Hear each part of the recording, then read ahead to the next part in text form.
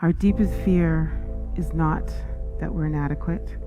Our deepest fear is that we are powerful beyond measure. It is our light, not our darkness, that most frightens us.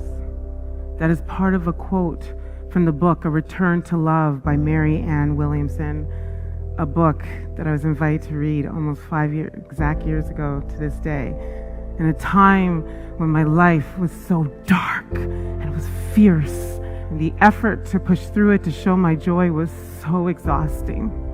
One of the main causes of my darkness was based on one of the biggest lies I was led to believe growing up. I was expected to have children and led to believe that getting pregnant was super easy. Growing up with African parents in a Catholic household, I tried everything I could possibly do to prevent that from happening. At the age of 30, soon after the I do was done, the pressure began when family members started asking, "When are you giving us children?" After 17 years of marriage and over 10 years of fertility treatments, 2 fix-me operations, tens of thousands of dollars, and 2 natural pregnancies. The first I found out when I was miscarrying, and the second, it gave us hope. Hope that was silenced without even the thought of a grieving period. Just an almost, tossed aside, never to be spoken between us again.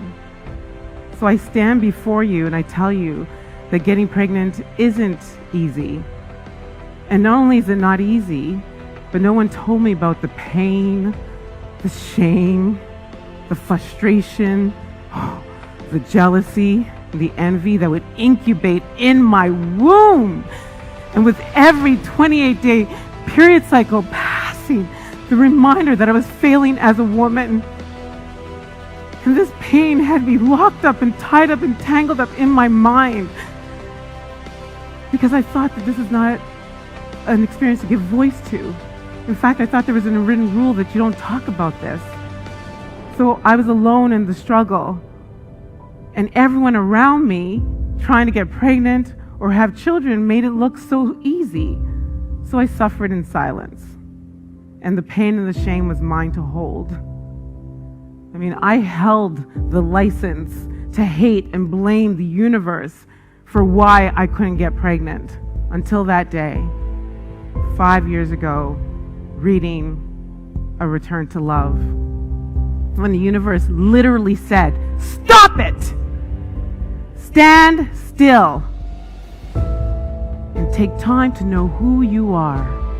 So I started to think about what I was thinking about. And I mean, I had some crazy thoughts up in my mind. But I made the decision that it was time to get the thoughts out of my head, to conquer my mind, to expose those thoughts as lies that they are. I mean, I had thoughts of, I'm not good enough, I'm not desirable as a woman, I'm not loved, I don't matter.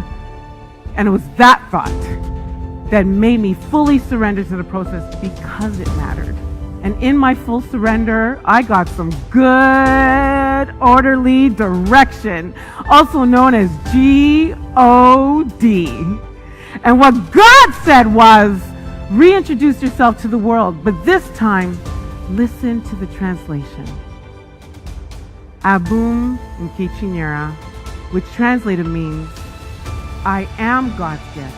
And if I am God's gift, then I am enough, and I am desirable, and I'm loved, and I matter.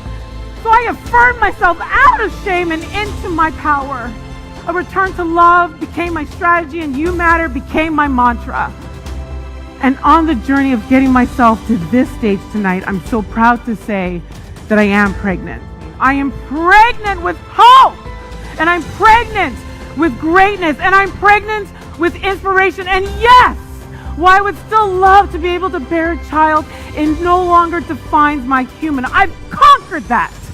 And if there's anything that I want you to take from my story tonight, it is that you matter.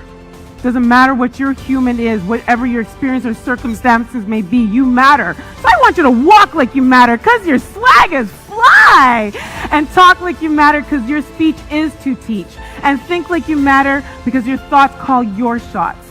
But most of all, Remember, you matter! Yes!